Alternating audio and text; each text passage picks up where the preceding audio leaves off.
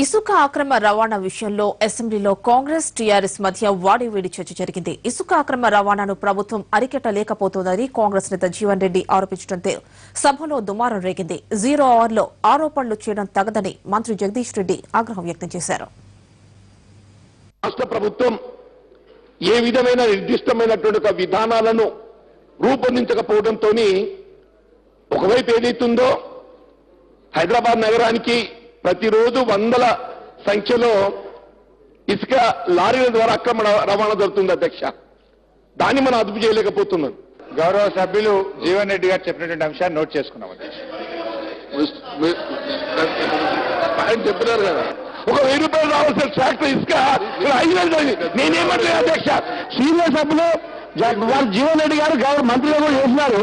0 hour యొక్క ప్రాధాన్యత ఏమో 0 అవర్లో లేవలసిన అవసరం ఏందో తెలియబట్టే మాట్లాడితే పదవి కాదు. గవర్నమెంట్ ఆరోపణ చేయడమా దేశం 0 అవర్ అంటే